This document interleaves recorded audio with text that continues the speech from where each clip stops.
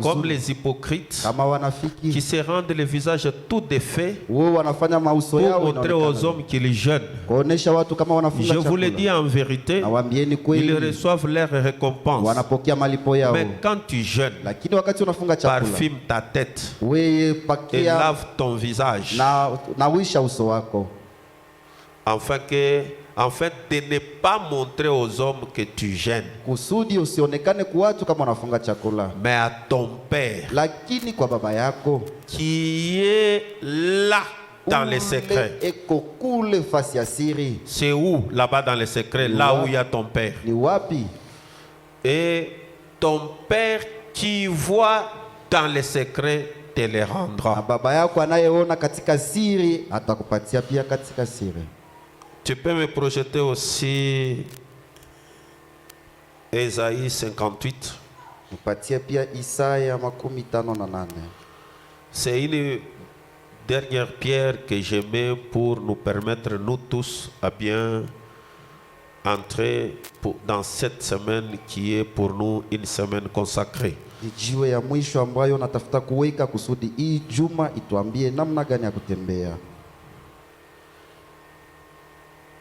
Pourquoi je pouvais parler ce matin sur les jeûnes et prières.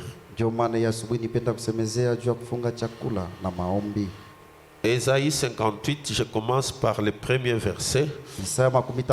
Crie à plein gosier, ne te retiens pas. Alors ta voix, élève ta voix comme une trompette. Lalamika kati ya wale wanakuwa na nguvu, na kisha usikilizishe sauti yako kama vile kinanda. Énonce à mon peuple ses iniquités, naonesha taifa yangu maovu yao, à la maison de Jacob ses péchés. Kunyumba ya Yakobo zambi zao. Tous les jours ils me cherchent, ils veulent connaître mes voies. Kila siku wananitafuta, wanapenda kujua sauti yangu. Comme une nation qui aurait pratiqué la justice et n'aurait pas abandonné la loi de son Dieu. Kama taifa inapenda kutenda haki na isiende mbali na utaka. Ils me demandent des arrêts de justice et ils désirent l'approche de Dieu. Wao wananiambia nisimamishe haki na mbele ya macho ya Mungu. Que nous sert de jeûner? Nini itasaidia kufunga chakula? Si tu ne le vois pas, kama wewe auioni, de mortifier notre âme. Ya kuletea nafsi yetu nguvu. Si tu n'y as point d'égard, kama hakuna kitu kya kuwekea. Voici les jeûnes, les jours de votre jeûne. Ona siku ya kufunga kwako kwa chakula. Vous vous livrez à vos penchants. Wewe unajitoa kungambo yako na penda. Vous traitez durement tous les mercenaires. Wewe unatendea wale wote watumwa. Voici vos jeûnes pour disputer et vous quereller. Ona masikio na kufunga chakula na mnapishana. Pour frapper méchamment du poing. Mwe mnapiga kwa nguvu. Vous ne jeûnez pas comme le veut le jour. Mwe amufungi chakula kama vile siku inaanza. Pour que votre voix soit entendue en haut. Kusudi sauti yenu isikike yulu. Est-ce là les jeûnes auxquels je prends plaisir? Eti hiyo ni mafungo ambayo mimi naichukua. Un jour où l'homme humilie son âme. Siku ambayo mtu anaweka nafsi yake inakuwa ya bila maana. Humilie. Anajinyenyekeza. Courber la tête comme un jonc. Anakunjamisha kichwa kama vile. Et se coucher sur les sacs. Yeye analala pasake. Et la cendre. Na majifu. Est-ce là ce que tu appelles un jeûne, un jour agréable à l'Éternel? Eti hiyo ndio naita kama siku ambayo Mungu anakubali? Est-ce que les jeûnes, c'est dormir sur un sac, la face contre terre? Est-ce que c'est ça les jeûnes? Eti kufunga chakula ni kulala pasaki uso kubudongo. Voici les jeûnes auxquels je prends plaisir. Ona kufunga ambao mimi nachukua. Détache les chaînes de la méchanceté. Yo inafungua hiyo kamba ya nous les liens de la servitude. Ya hiyo mafasi yote. Renvoie libre les opprimés. Inafungua wale wanakuwa na. Et que l'on rompe toute espèce de joug. Na hiyo masiku yote ya masiku yao inawapatia. Partage ton pain avec celui qui a faim. Kabula mkate wako na ule anakuwa na njaa. Est-ce que l'église saisit? C'est toi qui entres en jeûne, ce n'est pas les gens qui sont dans ta maison. Il ne faut pas se fâcher contre eux. Et fais entrer dans ta maison les malheureux sans asile. Si tu vois un homme nu, couvre-le et ne te détourne pas de ton semblable. Alors ta lumière poindra comme l'aurore. Et ta guérison germera promptement. Ta justice marchera devant toi. Et la gloire de l'Éternel t'accompagnera. Alors tu appelleras et l'Éternel répondra. Tu crieras et il dira, mais voici. Si tu t'éloignes du milieu de toi les jours, si tu éloignes du milieu de toi les jours,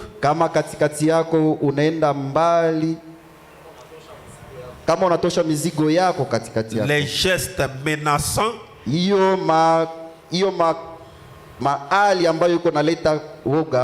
les gestes qui menacent,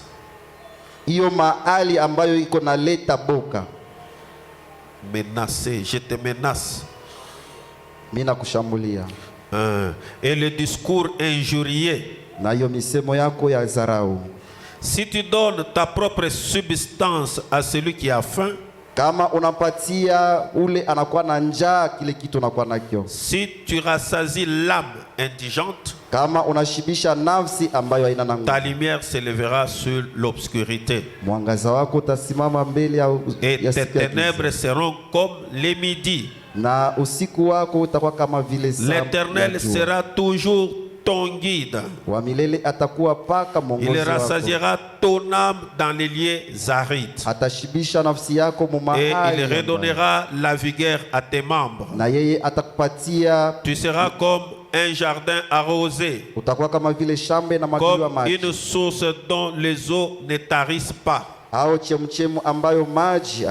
Les tiens rebâtiront sur d'anciennes ruines. Tu relèveras des fondements antiques. On t'appellera réparateur des brèches. Celui qui restaure les chemins, qui rend les pays habitable. Est-ce que quelqu'un peut dire amen? Tu peux m'envoyer Esther chapitre 4. Esther chapitre 4.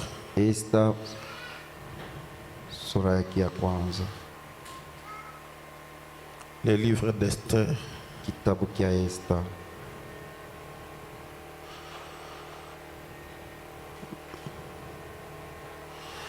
Va rassembler tous les Juifs qui se trouvent à Suse et jeûner pour moi sans manger ni boire pendant 3 jours, ni la nuit ni les jours. Moi aussi je jeûnerai de même avec mes servantes. Puis j'entrerai chez le roi malgré la loi. Si je dois périr, je périrai.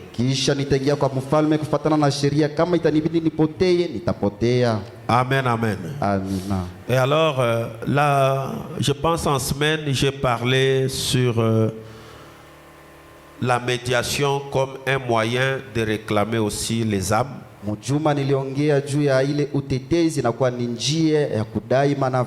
Et Dieu l'a fait d'après Hébreu, le ministère le plus élevé au-dessus du ministère de la souffrance, de la mort, de l'ensevelissement, de la nudité de Christ. Le ministère le plus élevé, c'est le mystère de la médiation.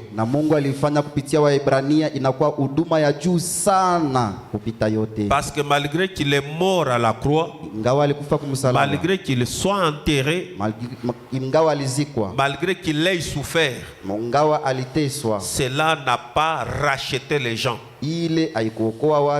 La mort de Christ n'a racheté personne. Kifo kia Kristo hakikuokoa mtu. Son enterrement n'a non plus racheté personne. Kuzikwa kwake pia hakukuokoa mtu. Même sa résurrection n'a rien rassuré. Hata ufufuka wake au kuleta pour ce qui est de la rédemption parfaite. Ile inaambatana na c'est pourquoi Paul écrit aux Hébreux, il leur dit que l'homme qui a souffert, l'homme qui était mort, l'homme qui fut enterré, l'homme qui ressuscita, l'homme qui monta, en montant, il a eu un ministère plus supérieur. Ndio maana Paulo anaandikia Waebrania na waambia ule mtu alikufa na zikwa na fufuka na panda yulu alipokea huduma ya juu sana. Et ce ministère supérieur c'est le ministère de la médiation. Na hiyo huduma ya juu inakuwa ni huduma ya kuteteana. C'est le ministère de l'intercession. Ile ni huduma ya kuombeana. Et quand il est monté, na wakati alipanda, il est allé, il a commencé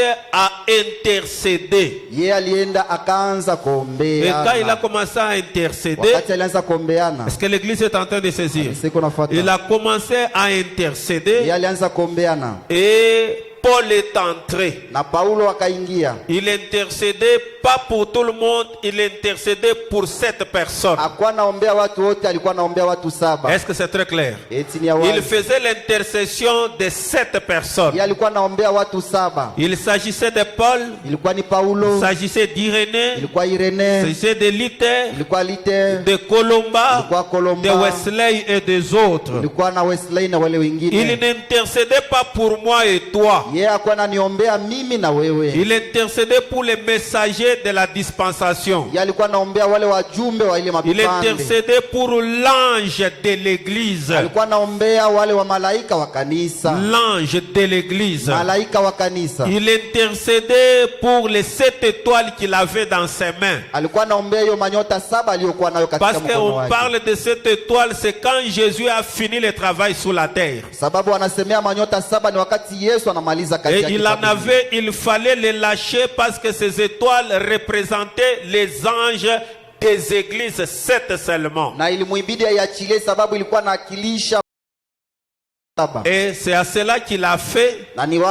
Et quand il a intercédé, ces gens sont entrés.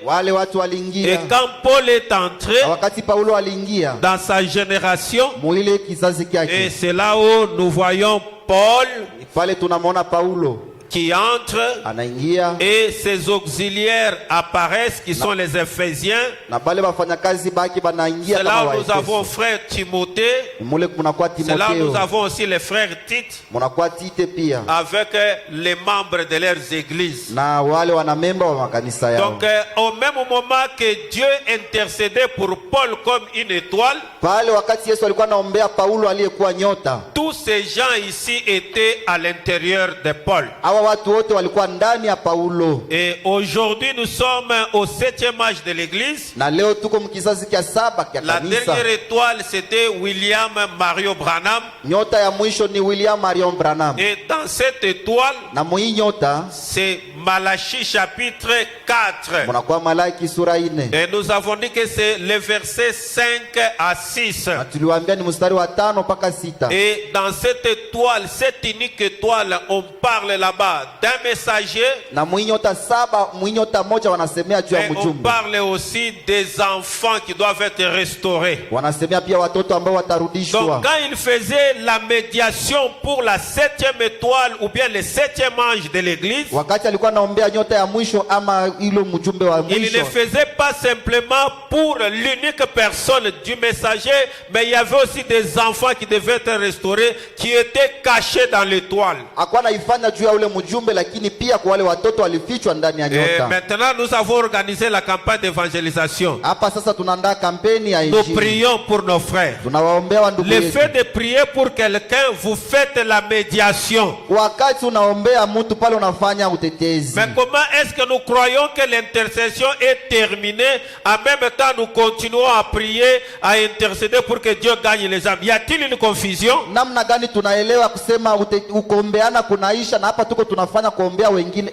Parce que quand il termine l'intercession, quand la dernière étoile entre, lui aussi il s'élève sur le trône et c'est la fumée qui reste sur le trône. Wakati anamaliza kuombeana ule uteuliwa wa mwisho anaingia na hapa panabakia tu ni moja. Nous avons dit que au ciel il n'y a pas deux trônes. Tulisema kumbingu hakuna biti biwili. Il n'y a pas le trône de jugement et le trône de grâce. Non, non. Hakuna kiti kia hukumu na kiti kia neema. Au ciel il n'y a qu'un seul trône. Kumbingu kuko paka kiti moja. Et au ciel vous ne verrez jamais le Père sur un trône et le Fils sur un autre trône. Na kumbingu hautaona baba mukiti kingine na mtoto mukiti kingine. Il n'y a qu'un seul trône. Kuko kiti moja. Et s'il y a du sang sur ce trône là, on l'appelle trône de grâce. Na wakati pale pakiti panakuwa damu banaita kiti kia neema. Et si il y a l'absence du sang sur le même trône change de nom, il devient le trône de jugement. Na kama pa kile kiti hapana damu kinabadilika kinakuwa kiti kia hukumu. Est-ce que vous êtes en train de saisir?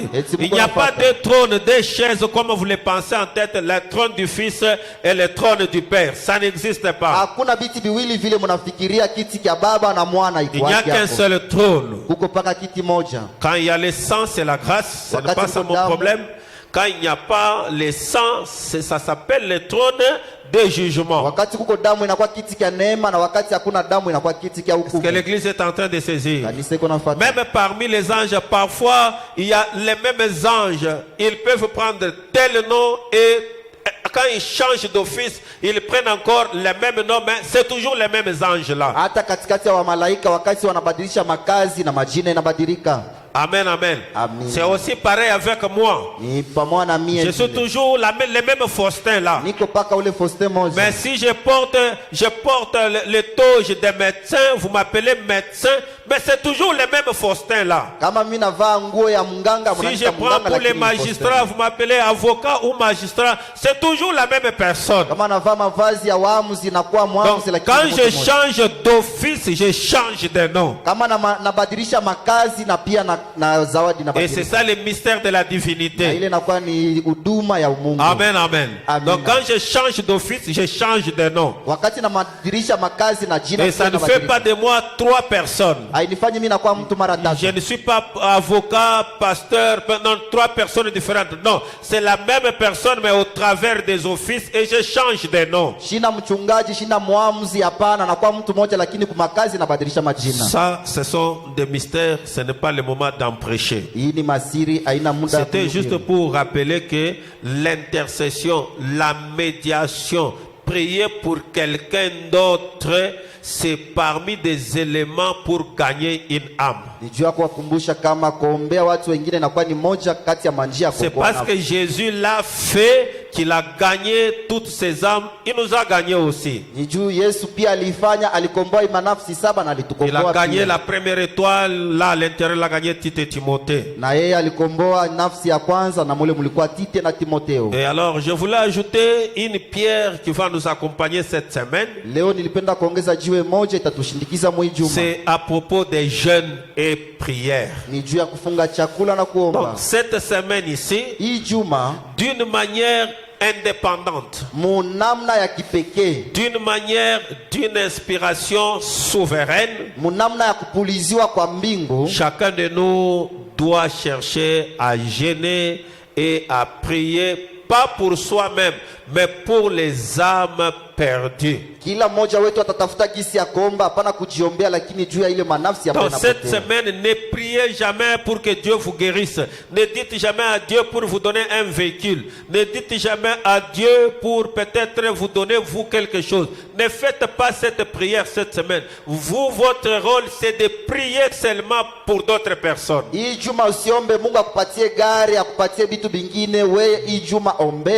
C'est une semaine consacrée pour moi et pour toi. Et c'est pourquoi nous devons y accéder avec des jeûnes et des prières. Et vous allez voir que les deux termes là marchent toujours ensemble. Ça marche toujours, les jeûnes et les prières.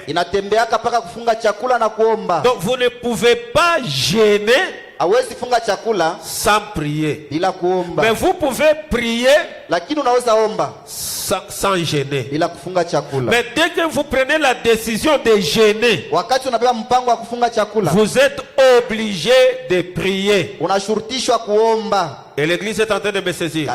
Suivez-moi très bien. Unifate vizuri. Et vous savez cette pièce ici que j'ai dit, Na mnajua hii mambo mimi nasemea pour tout chrétien, kwa Mkristo wote, pour toute famille, kwa majamaa yote, pour tout homme kwa kila mtu qui a un projet et qui veut avancer, qui veut s'épanouir. ule kuna mipango anapenda kuendelea, anapenda La kuendesha seule façon de s'épanouir, ce sont les deux éléments. njia moja tu ya wewe kuendelea ni vitu viwili. Amen, amen. Amina. Chez les chrétiens, on n'applique pas ça, mais les occultistes appliquent ça. Wakristo hawatumikishaki, lakini wale wanamwabudu shetani wanaifanyaka. Et nous avons parlé avec vous que Abraham Lincoln, qui a fait des États-Unis une grande puissance, c'est grâce aux jeûnes et aux prières. Na niliwaambia Abraham Lincoln alifanya Marekani kuwe na nguvu zaidi, ilikuwa ni maombi. Donc c'est pour vous dire que vous voulez devenir une grande puissance, il y a des modèles qui ont eu. Nijua kuambia kama unapenda kuwa na uwezo, kuko bale balianzisha hiyo. Et c'est pourquoi je voulais en parler ce matin. Ndio maana taisemea asubuhi. Donc Esther a parlé de 3 jours de jeûne. Esther alisemezea siku 3 ya kufunga Et chakula. il a défini les jeûnes comme le fait de laisser de boire et de laisser à manger. Na yeye alimaliza kuelewa kama kufunga ni kuacha kula na kunywa. Et tout cela dans quel but? Na ile yote ni juu ya kifukuzio gani? Les jeûnes et les prières, c'est le travail de l'âme. Kufunga chakula na maombi ni Ce kazi n'est ya pas nafsi. le travail de la chair. Haina kazi ya mwili. Et j'anticipe, Frère Branham me dit que c'est Dieu qui place les jeûnes sur le cœur de l'homme. Na nakazia pale ndugu Branham anasema ni Mungu anawekaka hiyo kazi ya kufunga chakula na maombi. Ce Dieu-là, il n'est pas loin. Il est à l'intérieur, dans le cœur de quelqu'un. Ule mtu ana mbali, eko ndani ya moyo ya mtu mwingine. C'est pourquoi la Bible est en train de parler que quand vous jeûnez et vous priez, allez dans les lieux secrets et lui voit dans les lieux secrets. Ndio maana Biblia iko nasema wakati mnafunga mwende pafasi ya siri na yeye anaonaka pia katika siri. Les jeûnes se passent dans un lieu secret et cet endroit-là c'est votre âme. Na kufunga chakula kunapitika katika fasi ya siri na ile fasi ni nafsi yako. Et Dieu répond à partir du lieu secret et ce lieu secret c'est toujours votre âme. Na Mungu anajibiaka fasi ya siri na ile fasi ya siri ni paka nafsi yako. Est-ce que l'église est en train de saisir?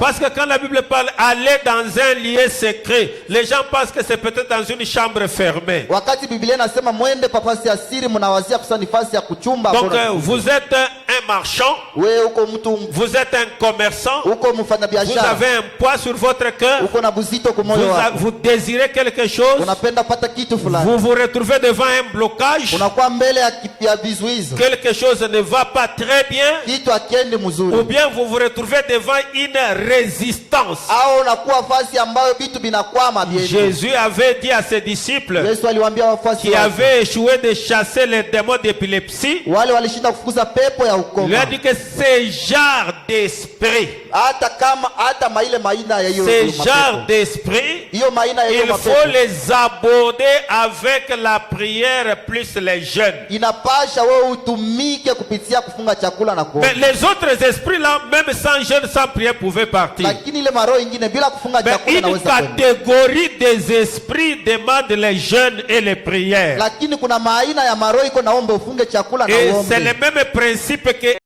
quand vous traitez avec quelqu'un qui a un esprit négatif, votre réseau va alerter à l'immédiat là, parce que l'état des jeunes vous en donne la capacité. Ile na kufanya ukwe mwepesi wa kusikia wakati unaingia mnyumba, unaingia mkanisa, unakutana na mtu mwenyewe bita biendi mzuri, ile mtandao itakusaidia umpate. Est-ce que l'église comprend ce que je dis? Kanisa iko naelewa bila nasema? Est-ce que vous comprenez? Munaelewa vizuri? Non, les gens qui entrent dans des maisons hantées, bale batu banengiaka mwile manyumba iko na bulozi, souvent ce sont des gens qui ne prient pas beaucoup. Ni bale batu abaombaki sana.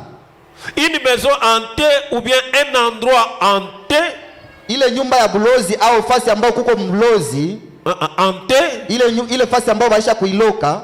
Là où on a mis des histoires, on en a fait des cérémonies, on y a enterré des choses.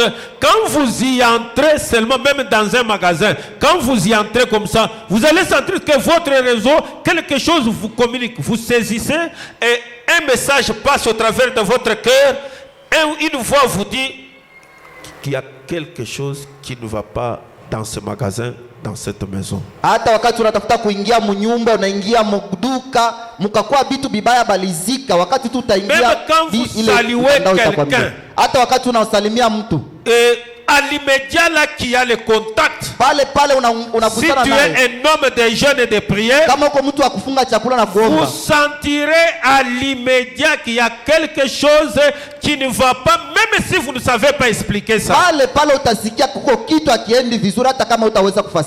Même si vous vous dépassez, ça sera deux puissances qui vont se croiser et vous sentirez l'alerte à l'intérieur de vous. Quelque chose va vous communiquer un message que cet homme est méchant, ou bien quelque chose ne va pas. Tout cela pour être sous cet état, il te faut les jeûnes et les prières. Même nous les prédicateurs, quand nous imposons les mains, ça c'est un moyen de contact. Ça m'aide à saisir s'il y a un esprit. Et si l'esprit aussi est là, vous les verrez déjà commencer à réagir. Parce qu'il y a un contact. Et cela doit être nourri par les jeunes parce que c'est le contact entre deux intérieurs. Même quand vous entrez dans un véhicule, s'il y a quelqu'un, même si dans son sac il y a des fétiches, même si dans ces véhicules-là les gens s'y ont prostitués, vous allez sentir que ce véhicule a été une chambre d'hôtel la nuit de quelqu'un. Ce sont des petites choses dans le christianisme, mais les gens peuvent avoir de grandes choses en sautant, mais quand les obstacles arrivent, ces petites choses deviennent nécessaires, mais ils n'en ont plus l'expérience.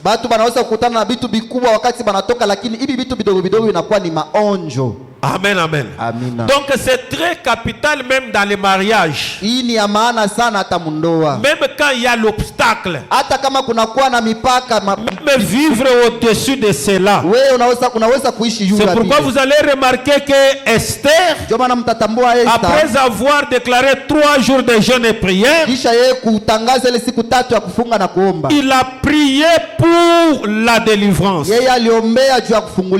Il a prié aussi pour briser la loi du roi.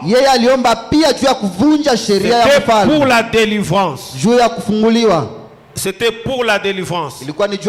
La prière, les jeunes et prières pour la délivrance. Et puis pour briser la loi du roi, cette loi qui stipule, on ne peut pas aller voir le roi quand ce n'est pas le jour prévu. Elle était une reine, elle était aussi soumise à cette loi-là. Quand le roi est là-bas dans son cabinet de travail, personne ne le voit. Mais comment briser cette loi parce que Aman est en train de monter la destruction des Juifs? Il faut recourir aux jeûnes et aux prières pour briser la loi, et la loi est une puissance. Est-ce que Shalom, vous êtes en train de me saisir? Réveillez cela pour qui je chante.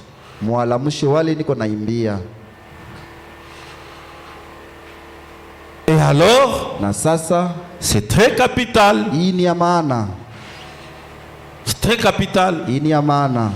Vous voulez changer d'état. unapenda kubadilisha mahali, il vous faut recourir à ça.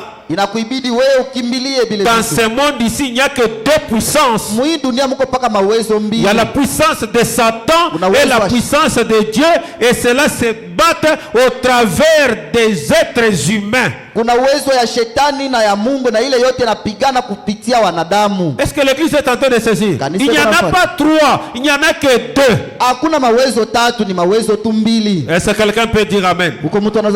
C'est le travail de l'âme. Hiyo ni kazi ya nafsi. Et chacun de nous doit y penser. Na kila mmoja wetu anapaswa kuifikiria. Frère Branham dit ceci dans le message, le paradoxe. Ndugu Branham anasema hivi katika ile ujumbe. Paragraphe 76 et 78. Kipande yake ya 77 tu veux très bien. Et j'ai pris la Bible. Na mimi nilibeba Biblia. Et juste je la tiré. Kisha tu nilibeba et je l'ouvris comme cela. Na nikaifungula kama vile. Et mon pouce s'était posé sur un Corinthien. Na kidole changu kilisibama pa wa Korinto. Le 5e chapitre. Ile msura ya kwanza. Le 8e verset. Kipande yake ya 5. Lorsque quelque chose lit quelque chose comme ceci. Wakati kitu kiko kinasoma mambo sana hii. Lorsque vous venez. Wakati mnakuja. Je me proposais de prendre un jeûne. Mimi nilikuwa nafikiri kufunga chakula. Est-ce que vous saisissez? Je me proposais de prendre un jeûne. Nilikuwa nawaza kufunga chakula.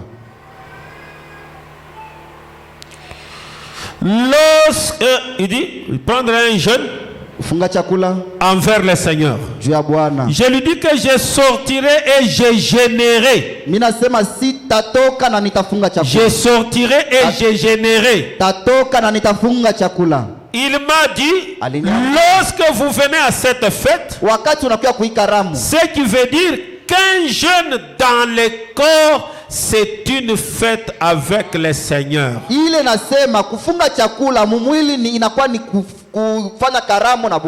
de 1961, le 10 décembre 61. Donc un jeûne d'après Dieu, d'après le monde, la fête, c'est vous allez à un endroit, on étale la table, on met à manger. C'est ça la fête, d'après le monde. Mais pour un chrétien, la fête, c'est de débarrasser toute la table de la nourriture. C'est ça le jeûne. Et de rester à la table avec un seul interlocuteur qui est Dieu. Il est seul le repas pour ton âme. Il est le seul la boisson pour ton âme. Il étanche ta soif et ta faim. C'est vraiment le contraire avec la fête normale et naturelle. Vous savez ces choses ici, si vous le croyez dans votre cœur, vous ne serez pas des plaintifs. Et vous n'irez même pas déranger vos pasteurs. Si vous allez dans un bureau d'un pasteur, c'est pour chercher l'éclaircissement de l'écriture sur un point. Ou soit chercher l'éclaircissement d'une expérience par rapport à la parole. Mais sinon, les tactiques, la manière de réussir, de vivre, de surmonter tous les obstacles sont prêchés d'une manière polélée, comme les Lingala le disent.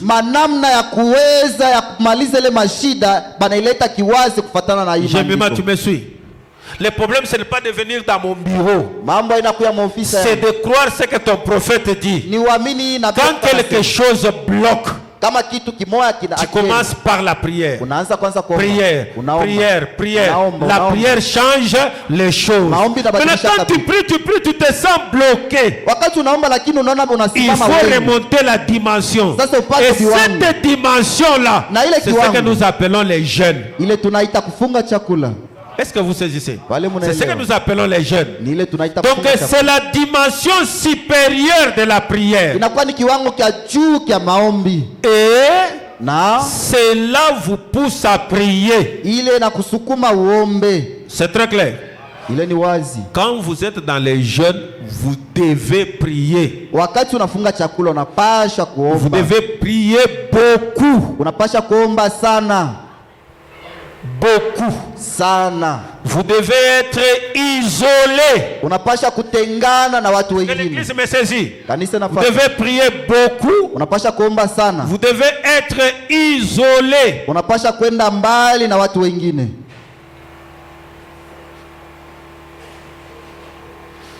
Ce que je dis, je corrige aussi quelque chose d'une manière indirecte dans cette église.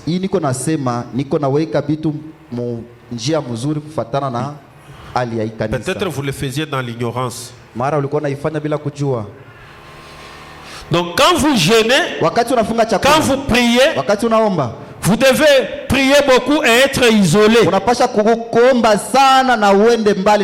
ne pouvez pas prier beaucoup à l'église. Dites amen. À l'église, on ne fait pas beaucoup de prières. Lisez même les prières de Frère Branham. Il n'y a pas une prière de 15 minutes. Prenez même une brochure au hasard. Prenez même une brochure au hasard. Prenez. Dis, entre ici, toi. Entre seulement ici. Prends-moi une brochure au hasard. Toi aussi, entre, tu me prends. Tu as une brochure là-bas? Ça, c'est une brochure. Tu as le téléphone, tu as une brochure.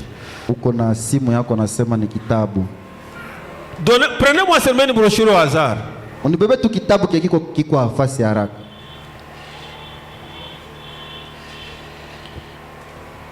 Cherchez-moi encore une autre brochure.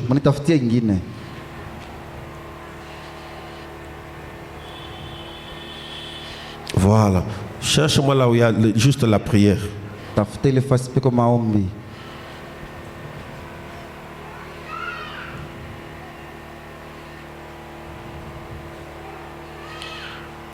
prière est où? Ok, je vais prendre cette prière. Prenez vos téléphones et regardez sur vos montres. Prenez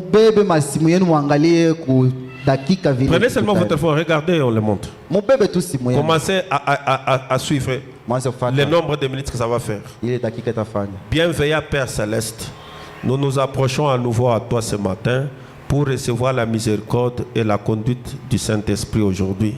Puisque nous avons compris que nous devions nous réunir ce matin et enseigner ta parole, afin que nous sachions comment vivre en ces jours-ci et à quelle heure du jour nous vivons. Nous demandons ta sainte conduite sur nos pensées, sur nos cœurs aujourd'hui. Veille nous diriger vers chaque parole qu'il est nécessaire pour nous de connaître. Veille ouvrir librement nos bouches et aussi nos cœurs, afin que nous recevions. Et ce que tu voudras bien que nous dire, et veiller fermer nos bouches aux choses qui ne sont pas justes, sachant que toi seul, tu peux révéler ta parole de Dieu. Et maintenant, comme je dois quitter cette petite église tout de suite pour me rendre dans les autres régions du monde, je te le confie, Seigneur, eux qui sont les cœurs, les chéris de mon cœur, pour ainsi dire. Ce sont ceux qui t'ont engendré par l'Esprit et par la parole de vérité. Je te prie de les bénir, Seigneur, et de les garder soudés pour les liens de l'amour de Christ. Bénis notre très cher pasteur le berger. Nous te prions de l'oindre du Saint-Esprit et ta parole, de les révéler aux gens et de peindre le troupeau. Un jour, il n'y a pas très longtemps, lorsque tu as montré la vision du petit tabernacle ici, il était question d'emmagasiner la nourriture, car il viendra un temps où on aurait besoin de tout ceci. Alors nous avons vu frère Sotman et frère Wood qui s'apprêtaient à faire les traversées pour se mettre dans un autre pays. Mais tu as dit, emmagasine cette nourriture ici. Pour ce temps-là, Seigneur, avec beaucoup de respect, j'ai essayé de le faire.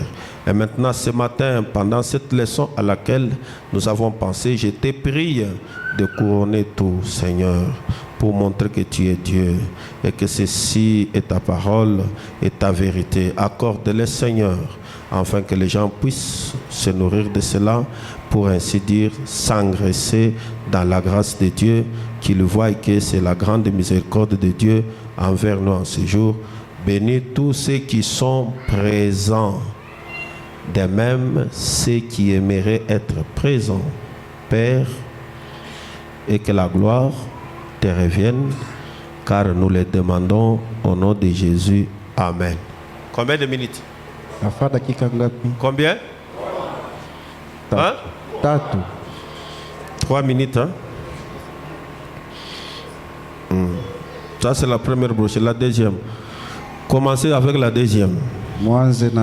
Oh précieux Seigneur, nous sommes maintenant sur le point de nous rapprocher de la parole divine, plutôt de la lecture de cette parole. Puisse ton Saint-Esprit interpréter pour nous ce dont nous avons besoin, et accorde-nous de parler au Seigneur, d'agir et de vivre, sachant que nous sommes tous les enfants de grâce.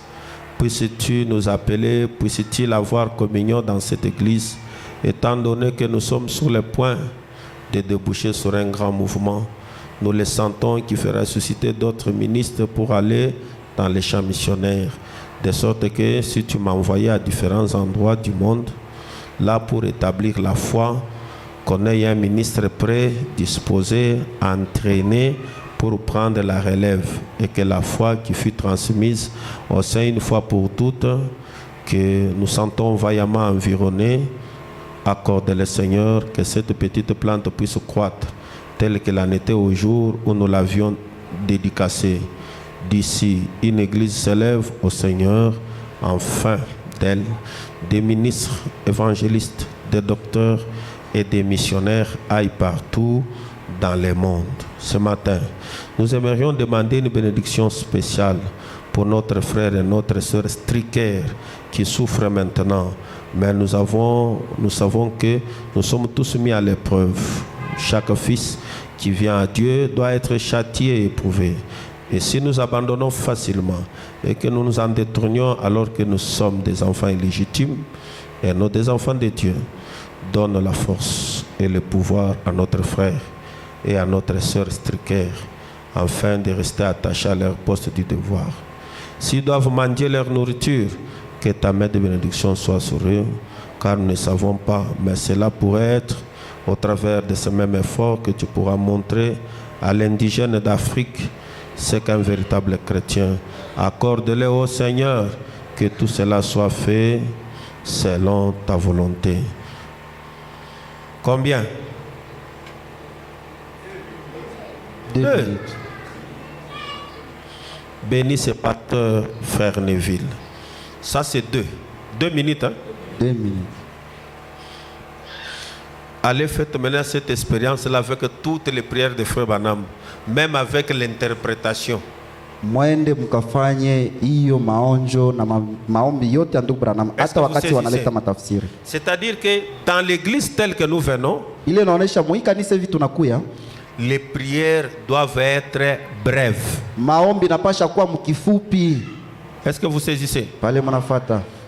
Les prières doivent être brèves. Brèves. Inapasha kuwa mkifupi, unaiweka mkifupi. Quand c'est la journée de prière, wakati inakuwa siku ya kuomba, là c'est autre chose. Ile inakuwa mambo mengine. Mais dans l'église on fait des prières brèves. Lakini mkanisa banafanyaka maombi mfupi. On ne fait pas des prières très longues comme si on était je ne sais pas où. Abafanyaki maombi ya mrefu iko saka kama tuko wapi. Jésus priait beaucoup mais pas devant les gens. Yesu alikuwa naomba sana lakini haikuwa mbele wakati yako mbele ya watu. Est-ce que vous saisissez? Jésus priait beaucoup. Yesu alikuwa naomba sana mais pas en public. Hapana mbele ya watu. En public, il faisait de courtes prières. Mbele ya watu alikuwa naomba maombi ya mfupi. Et quand c'est arrivé le soir, na kama inafika magharibi, comme le soir c'est le bon moment de la communion, vile magharibi inakuwa ni muda ya mzuri ya kufanya ushiriki. Et le soir fait réfléchir même un vagabond. Na ile namfanya hata ule mtu vagabond afikirie bitu. Le soir fait réfléchir même un vagabond. Quand le soir commence à arriver, même un vagabond réfléchit, il sent la paternité, la fraternité qui le manque. Hata wakati tunafika, ça fait réfléchir. Wakati tunafika magharibi, hata kwa ule vagabond anaanza kufikiri, sababu ni muda inakuwa ya mzuri. Parce qu'il pouvait penser qu'il c'était un moment qu'il pouvait retourner auprès de papa et maman de ses frères pour être en famille. Mwile wakati alipasha kurudia kwa ndugu yake, babake, mama yake jua kwa mchama. Ça fait réfléchir. Ile inamfanya wazi. C'est pourquoi chaque soir Jésus allait à la montagne. Ndio maana kila magharibi Yesu alikuwa anaenda kwa mlima. Suivez-moi très bien. Fate vizuri. Et il priait. Na alikuwa naomba parfois à haute voix, parfois il murmurait. Et pour prier à haute voix, il s'éloignait des autres pour ne pas les déranger. Kwa kuomba kwa sauti ya kubwa alikuwa nenda mbali abatu jua shibawakie makelele. Est-ce que vous me saisissez? Pale mnanifuata. Même frère Branham, quand il priait et qu'il était dans les champs missionnaires et qu'il était avec Meda, quand il se réveille pour prier, il ne priait pas dans la chambre.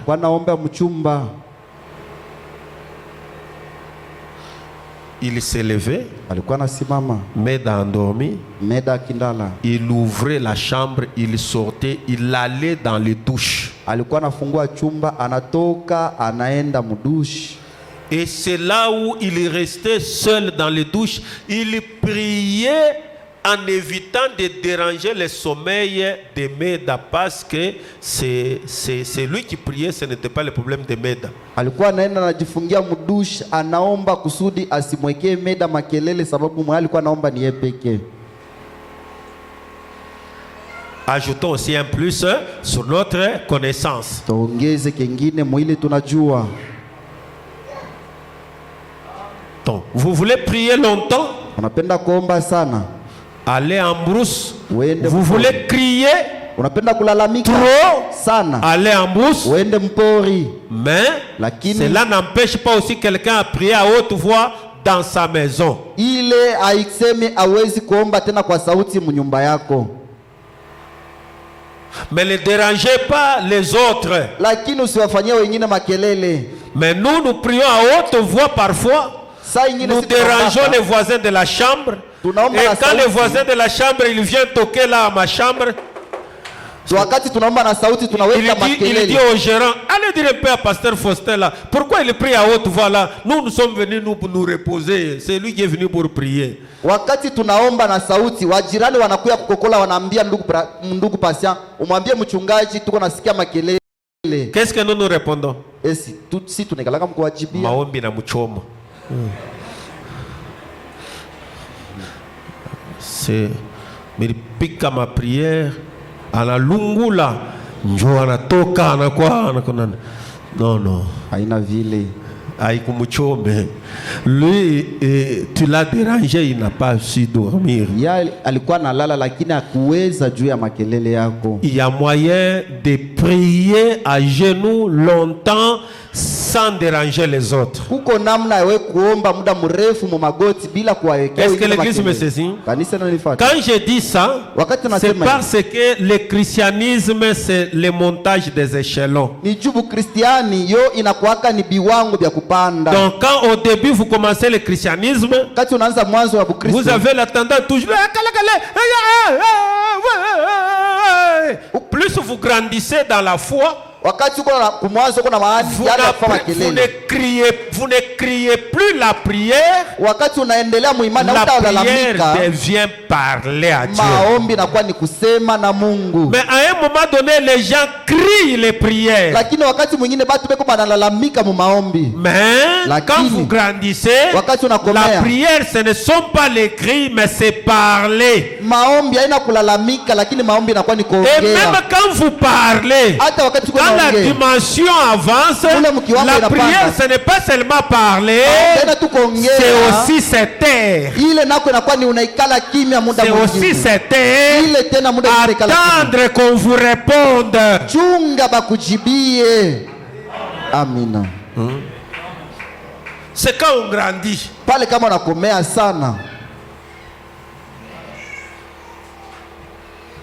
C'est comme la fois qui dit maman, j'ai soif de l'eau, j'ai soif de l'eau, et il part. Wakati unaweza kusema mama niko na hamu ya kiu kia mai na unaenda. Maman j'ai soif de l'eau, Mama niko na hamu ya kunywa mai na unaenda. Vous partez. Unaenda. Non. Hapana. J'ai soif de l'eau. Niko na kiu. Je mettais. Mina nyamanza. Maman prend le gobelet. Mama anabeba kopo. Il prend de l'eau. Anabeba maji. Il me donne. Ananipa. J'étanche ma soif. Kisha mina tuliza kiu. La prière ce n'est pas simplement crier. Maombi sio tu kulalamika. Bien que ça soit bien. Hata kama ikakuwa mzuri. Bien que ça soit une dimension. Hata kama ikakuwa kiwango. Mais la prière c'est aussi parler à Dieu. Lakini maombi ni kusema nako na Mungu. C'est bien. Mais aussi c'est taire, c'est la prière. Lakini kuikala nako kimya muda mwingine na kwa ni maombi. Et aussi frère madame dit que la prière c'est aussi murmurer à l'intérieur.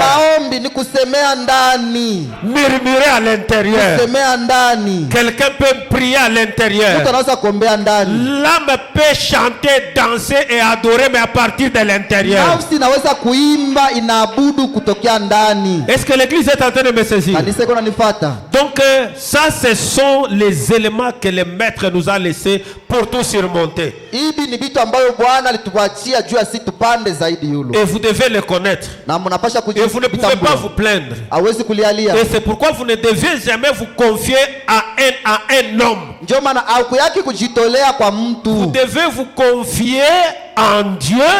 Et Dieu c'est sa propre parole. Unapasha jitolea kwa Mungu na Mungu ni neno yake yeye pekee. Est-ce que l'église est en train de me comprendre? Kanisa iko nanifuata. Donc quand nous venons ici, wakati tunakuja hapa, soyons prudents. Ne faites pas une prière de 15 minutes, 30 minutes ici. Non, non. Usifanye maombi ya dakika 13 hapa, hapana. Quand vous venez, vous commencez à prier. Wakati unakuja ne dérangez pas Maman Kapi. Elle est en train de lire. Ukuleko pembeni, usimfanyie makelele sababu uko nasoma.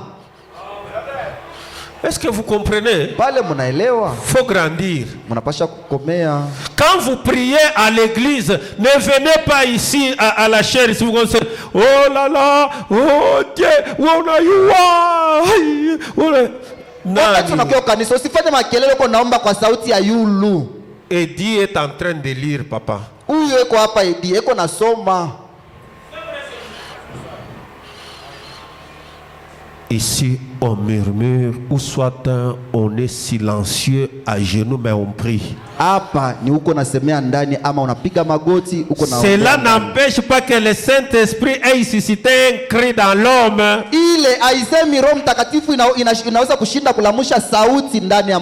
Parce que vous ne pouvez pas mettre les points sur les choses. Le Saint-Esprit, on ne les limite pas. Mais nous vous disons les éléments, les choses, comment les principes doivent être. Donc Jésus ne priait pas beaucoup devant les gens. En public, il ne le faisait pas. Mais il priait beaucoup quand il était seul et isolé. C'est pourquoi il arrivait, la Bible dit qu'il se déplaçait à la distance d'un jet de pierre. C'était pour éviter de déranger Pierre et les autres qui aimaient dormir. Vous voulez prier longuement, profondément, venez seul ici. Vous voulez prier seul, longuement, attendez que les enfants quittent, aillent à l'école, enferme-toi dans ta chambre.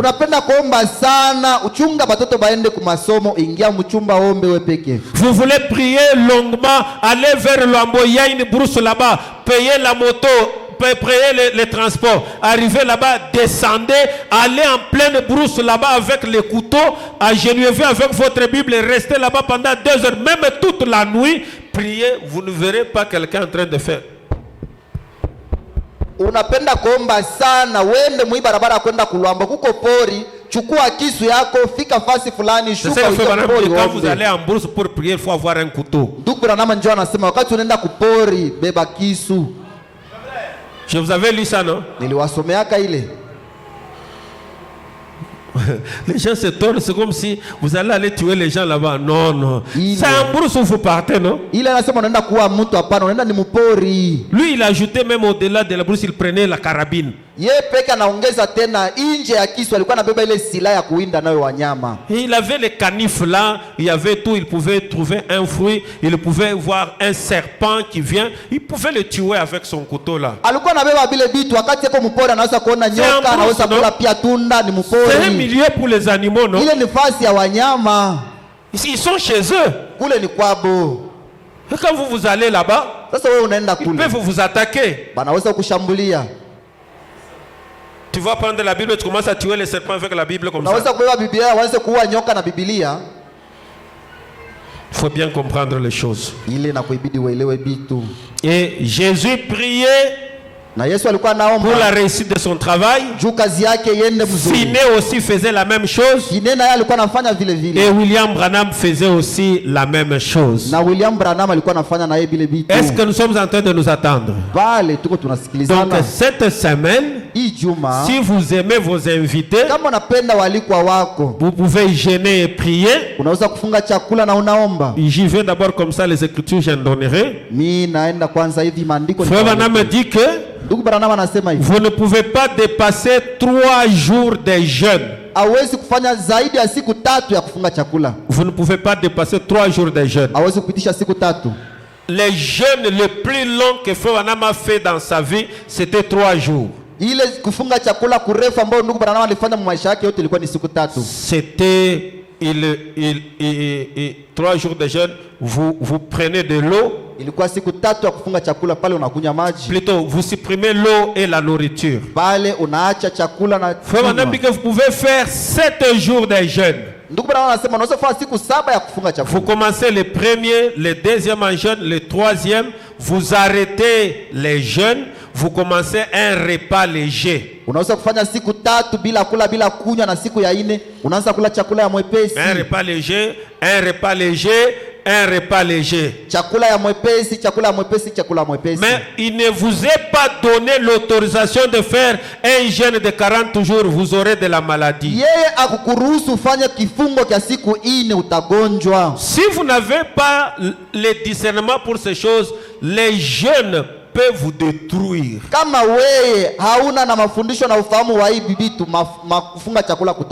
Parce que les jeûnes, tu ne les fais pas dans le spirituel, tu les fais étant dans un corps. Et ce corps-là a ses propres aliments pour maintenir sa subsistance. Et il dit que c'est pour cela Jésus, il a fait 40 jours de jeûne. Qu'on ne vous trompe pas, Jésus prenait de l'eau, sinon il allait mourir. Est-ce que vous saisissez? Il n'a pas mangé, mais il prenait de l'eau. Il dit que parce que le corps de l'homme est composé à 90% de l'eau.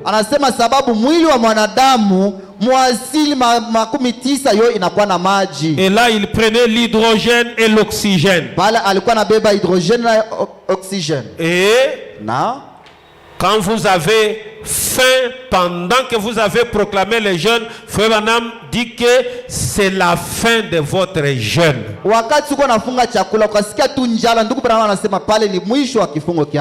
Est-ce que vous saisissez?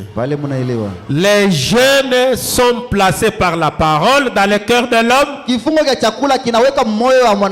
Les jeûnes peuvent être l'objet d'une proposition. Toi, tu comprends. Avec ça, il faut les jeûnes. Tu t'engages sur ce chemin. Les jeûnes, c'est aussi Dieu qui place ça sur votre cœur. Dieu, c'est la parole. Maintenant, toi qui n'as jamais gêné, c'est-à-dire que la parole n'a jamais placé ça toutes ces années sur ton cœur. Cela revient à dire que tu es un païen religieux. Parce que le Dieu qui est dans ton cœur ne t'a jamais dicté de gêner. Et tu n'es semblable à personne personne dans la Bible. Un chrétien qui n'a jamais jeûné, qui ne prie pas, n'existe pas. Est-ce que quelqu'un peut dire Amen? Amen, amen. Il y a des choses que nous oublions. Il y a des choses que nous oublions. Je ne sais pas si cette église est en train de me suivre. Hein? Donc quand je place ces choses, c'est pour vous dire que à un moment donné, tu vas venir dans le bureau là, je te dis, je te pose des questions. Est-ce que tu as déjà jeûné toi-même? Tu as prié? Oui, pasteur, j'ai prié. Ça n'a pas toujours marché. Ok. Tu as déjà jeûné? Oh, pasteur, les jeûnes n'est pas donné à tout le monde. Le frère Madame dit qu'on n'impose pas les jeûnes. C'est Dieu qui place ça dans le cœur de l'homme. C'est-à-dire Dieu n'a jamais ne t'a jamais donné la condition de jeûner aussi dans ton cœur.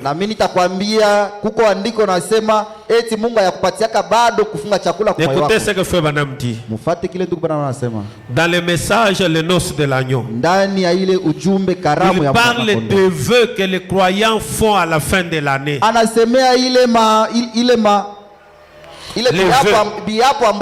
Paragraphe 86 ou 40. 86 soit 40. Il en est de même quand vous venez à Christ. Seigneur, si tu me reçois dans ton royaume, je promets, voilà, je t'aimerai, je te serai fidèle, je te servirai jour et nuit.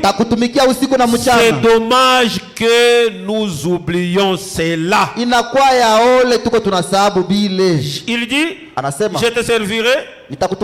Il dit que c'est dommage que nous oublions cela. Je te servirai jour et nuit. Je gênerai.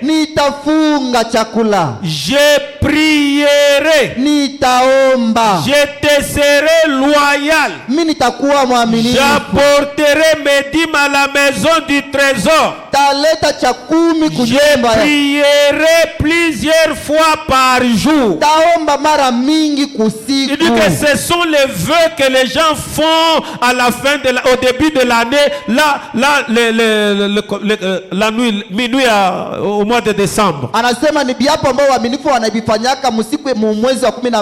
disent que oh, je gênerai. Je prierai plusieurs fois par jour.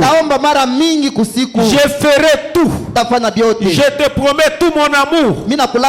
C'est ce que vous devriez faire.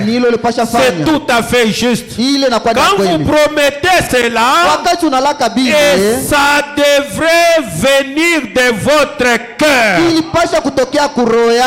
Si vous promettez cela à votre mari, sans que cela vienne de votre cœur, vous ne vivez absolument pas correctement avec lui. Et c'est comme une mascarade. Amen, amen. Chérie, je t'aime. Tu parles avec la bouche, mais l'âme est ailleurs. Les vœux là ne sont pas sincères. Et qu'est-ce qui prouve que les vœux ne sont pas sincères? C'est quand vous vivez contrairement à vos vœux. Est-ce que l'église est en train de me saisir? Quand vous vivez contrairement à vos vœux, c'est la preuve que les vœux n'étaient pas sincères.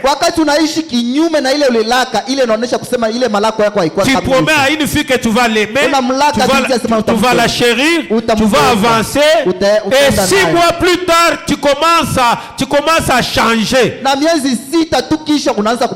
Et nous, on va laisser cette fille dans l'église qu'elle ne soit pas mariée parce que nous l'avons unie avec toi ici à la chair. Non, les œuvres sont en train de dévoiler ce qui était caché dans ton cœur. Cela prouve que tu n'étais pas sincère. Celui qui est sincère, il reste dans l'unité avec sa parole. Est-ce que l'église est en train de me saisir? Est-ce que vous êtes en train de me saisir? Une fille qui promet un garçon, ule binti anamlaka kijana, je t'aime, j'accepte. nakupenda na Et puis il voit son mari de l'ancien temps venir dans la ville. Il dit que non, c'est celui-là qui m'en avait parlé les premiers. Alors dans ce cas-là, je vais aller ici. Kisha naona bwanake lo azamani wa kumwanzo anasema huyu ndio alinilaka. Mais ils ont fait lever ici. Na hapa alifanya kiapo. Mais là on va dire que l'autre reste, il est lié, il ne doit pas se marier. Sasa tutasema ule aisha jifunga na biapo hawezi tena kuoa. Non. C'est pourquoi le dossier de mariage et divorce laissez cela au pasteur. Soma na mambo ya mandoa mumwachie mchungaji. Amen, amen. Ne vous y mêlez pas. Mwe msingie mule ndani. On ne peut pas laisser une fille liée parce qu'un bandit l'avait promis par la bouche et non par le cœur. Hatuwezi kuacha binti abaki bila kuolewa sababu ule mjambazi alikuwa aisha kumulaka. Non, non. C'est la preuve. Même si on a fait la fête, même si on a fait tout ce qu'on a fait là, et puis les gens se sont séparés, la fille là, on va l'épouser, l'homme là, c'est un bandit spirituel. Hata kama balisha kuandaa karamu, balisha kumaliza biote, ule binti batamoa, ile tutaifanya. Et nous-mêmes, nous parlerons avec Frère Branham de l'autre côté sur ce dossier. Na si peke tutaongeaka na ndugu Branham ngambo ya pili juu ya ile mambo. Il dit que c'est comme une mascarade. Anasema ni inaonekana sasa vile mnafanya mizaa. Vous me dites quelque chose, unasema kitu, mais dans le cœur, lakini ndani ya roho yako vous voulez seulement me connaître. Unapenda tu nijue. Et quand tu m'as connu, tu m'as connu, kisha kunijua. Et qu'il n'y a plus rien de spécial. Hakuna tena kile kia ajabu. Maintenant tu veux me jeter dehors. Kisha unatafuta unitupa nje. Mais c'est toi qui marchais à quatre pattes pour venir chez moi. Lakini wewe ulikuwa unatambala na mikono na mikulu juu ya kwetu. On ne se marie pas pour le sexe. Abawaki juu ya mwili. On ne se marie pas pour la beauté. Abawaki juu ya uzuri. Parce que ces choses-là sont éphémères, ça se termine. Sababu ile bitu binakuwa na mwisho na bitaisha. Ça va terminer. Bitaisha. Dès qu'elle a 3 enfants, 4 enfants, c'est fini. Wakati atazala batoto batatu baine itaisha. Elle peut devenir comme ça. Anaweza kunenepa zaidi. Et toi tu restes comme ça. Kisha unabakia mbonde sana. Même si tu manges bien. Hata kama uko nakula sana. Et tu vas commencer à voir comme si elle t'étouffe. Na kisha utaanza kuona sasa vile kuna kukula wewe. Tu ne l'aimes plus. Wampendi tena. Tu n'étais pas un garçon sérieux. Wewe haukuwa tu kijana mkamilifu. C'est du mascarade. Ilikuwa tu ni mizaa. Mais les gens qui promettent à Dieu, lakini wale watu wanamlaka Mungu, que je payerai mes dîmes, mimi nitalipa chakula, je générerai, je prierai plusieurs fois, nitaomba sana au nom de Jésus, jina la Yesu. Ils s'élèvent. Et après cela, ils ne font plus ça. Kisha ile ababifanyi tena. Ils ne prient plus. Abaombi. Ils ne gênent plus. Abafungi chakula. Ils n'apportent pas leur dîme à la maison du trésor. Abaleti chakumi. Ce sont des escrocs spirituels. Des bandits, ils ont trompé à leur mari qui est la parole. Bale ni bezi bajambazi bakiro balilanda mbele ya bwana wao anakuwa neno. Et leur vœu avec leur mari c'était du mascarade. Na ile viapo vyao pamoja na mume wao ilikuwa ni kufanya mizaa. Pouvez-vous dire amen? Ça on le fait au mois de décembre. Hii banaifanyaka mwezi ya 12. Les gens promettent. Batu banalaka. Rentre un peu là-bas. Les gens promettent. Peut-être vous pensez que je compose ces choses-là. 40. Uswazini kuna panga vitu hapo. Il dit, et il en est de même quand vous venez à Christ. Inakuwa vile vile wakati unakia kwa Kristo. Comme vous êtes venu à Christ. Sasa vile mwe mlikia kwa Kristo. Seigneur, Bwana, si tu me reçois dans ton royaume, kama unanipokea mfalme wako, je promets, mimi nalaka, voilà, ona, je t'aimerai, takupenda, je t'aimerai, takupenda, je t'aimerai, takupendaka. Tukisha tukutoka hapa nikisha tu maombi yangu mu futur mashiko mitanja kukupenda. Je t'aimerai, takupendaka. Je te serai fidèle, mitakuwaka mwaminifu. Je te servirai jour et nuit. Takutumikiaka usiku na mchana. C'est dommage que nous oublions cela. Inakuwa ya ole tuko na sababu bile. Je te servirai jour et nuit. Takutumikiaka usiku na mchana. Je générerai, tafungaka je chakula, prierai, je te serai loyal. Mitakuwa mwaminifu. J'apporterai mes dîmes à la maison du trésor. Nitaleta chakumi yangu mjumba. Regardez comment on écrit mes dîmes. Maona gisi baliandika chakumi. C'est au pluriel. Ni muwingi. C'est la dîme de tout. Ile ni chakumi ya kila kitu. La dîme de votre temps. Chakumi ya muda wako. Est inclus aussi là à l'intérieur. Iko mule ndani. Est-ce que vous avez du temps dans 24 heures, 10 heures du temps pour la lecture, pour éditionner la bande, pour rester en prière? Tunakuwa na muda juu ya kusoma ndiko kuomba na kufunga chakula. Est-ce que tu disposes 2 heures du temps juste pour ce que même ton âme là, est-ce que ça peut chanter à un moment donné? Tu as la bouche fermée, mais ton âme chante. Tunafanya hata masaa 2 wakati unaikala pale nafsi yako inaanza kuimba. Que Dieu nous aide. Mungu atusaidie. Et nous faillissons à tout ça. Nous faillissons à tout ça. Projette-moi question-réponse numéro 2. Swali na majibu ya turu ya pili. Je termine d'abord cette citation ici. Namaliza kwanza hii andiko. C'est ce qui veut dire un jeûne dans le corps, c'est une fête avec le Seigneur. Ne venez pas avec les vieux levains ou les levains de malice, de malice, ainsi de suite. Mais venez avec les pains sans levain de la sincérité et de la vérité. Il dit que ce qu'il m'avait dit dans la vision, Dieu est mon juge. Donc retenez que le jeûne est une fête, ce n'est pas une souffrance ou Mujue kufunga chakula ni karamu, haina mateso, haina huzuni, uko na kuya wa kuzunika.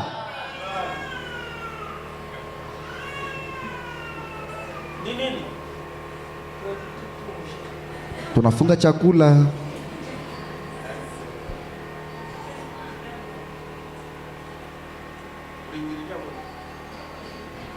Ulifanyia yote nini?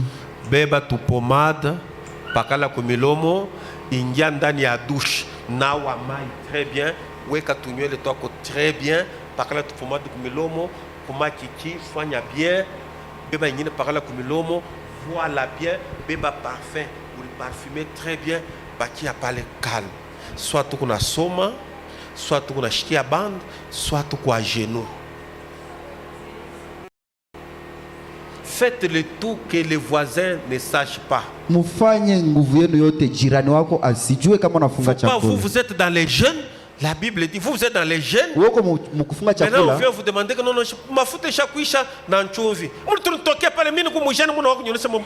ne fait pas. Ça, c'est toi qui gênes. Ne prive pas les autres. C'est ce que la Bible est en train de dire.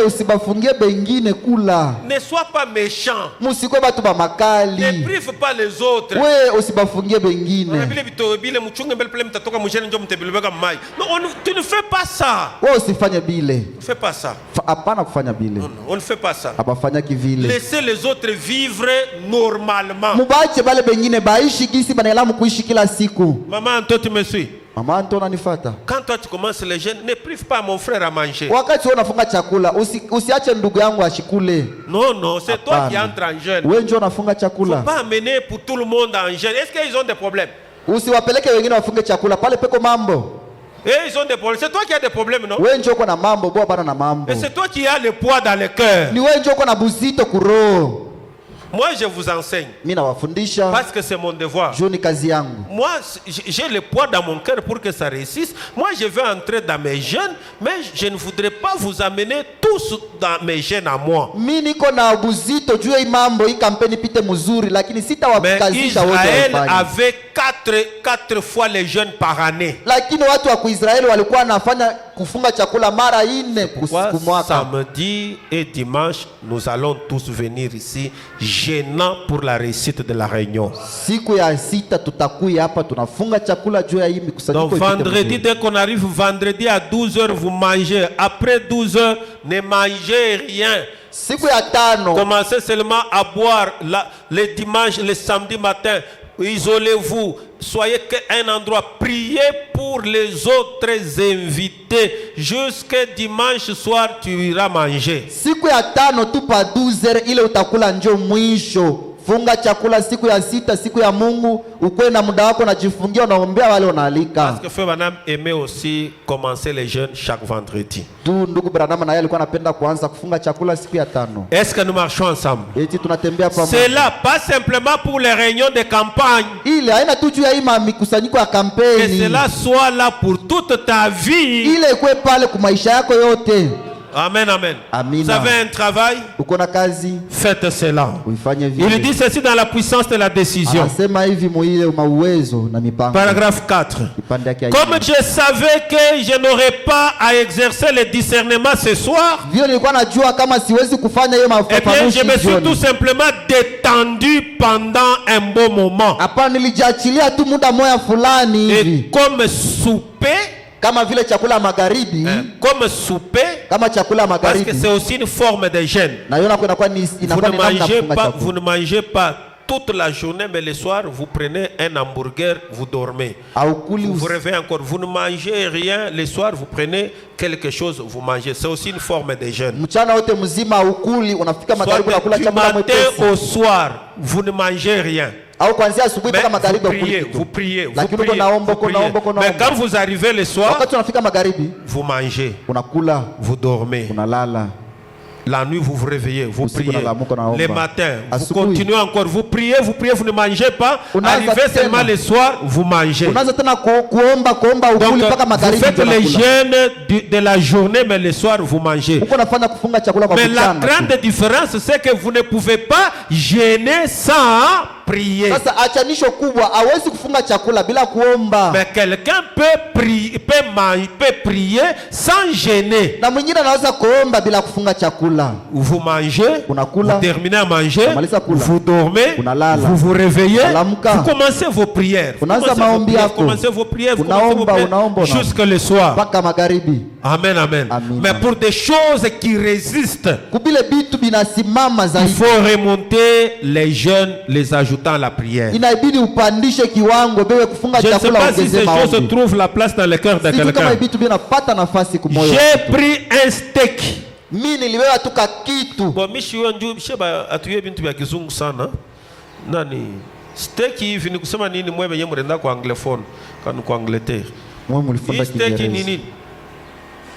C'est vous qui, Ephraim, vous qui regardez les dessins animés. Les steaks ici, c'est quoi?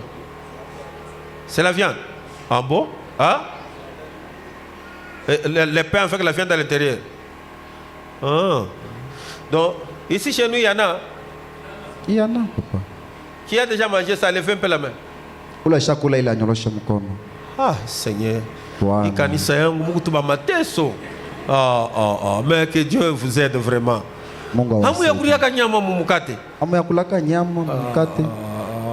Mama kapi. Muri kuria wapi?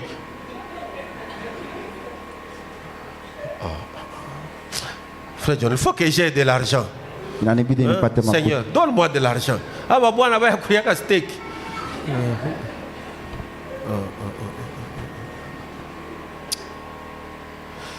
Maman, je vais un steak. Hein? Bon, on va quoi? Où m'y chom?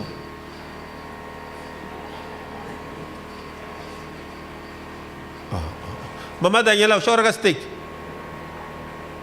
Bon, on va quoi? Kama munatoka kumisa hapa tu après kilt bebana naye kwenda naye mujambo ukauze steak.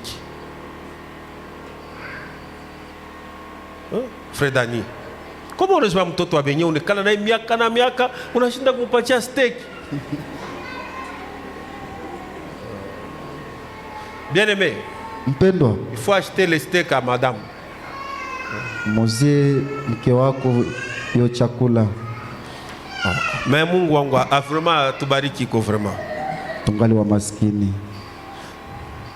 Donc tout ce que vous connaissez n'est pas bouilli bwana kuweka mafuta kinkonja le matin, c'est ce que vous connaissez. Ile yote mnajua ni banapika bouilli wanaweka mafuta ya mwekundu. Vous savez faut madame dit que quand l'évangile est rabaissé à la vie sociale des gens, ça fait saisir quand même les gens quelque chose. Unajua tu bwana anasema kama injili inashushwa zaidi chini mu maisha ya watu, hiyo inaamshaka kitu.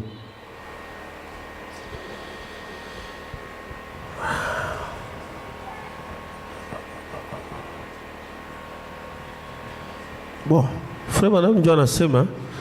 Et comme souper, j'ai pris un steak. Kama chakula magharibi na beba kale ka chakula. Je ne mange pas lorsque je viens aux réunions comme celle-ci. Wakati nakuwa kumikusanyiko kama na hii sikulaki. Maman, j'ai dit, tu as déjà mangé le steak? Sinon le capitaine allait sortir avec toi ici à l'intérieur. Vous voyez? Unaona? Mais combien de fois? Tu as déjà mangé combien de fois? Chakula mara ngapi? Une fois. Une fois.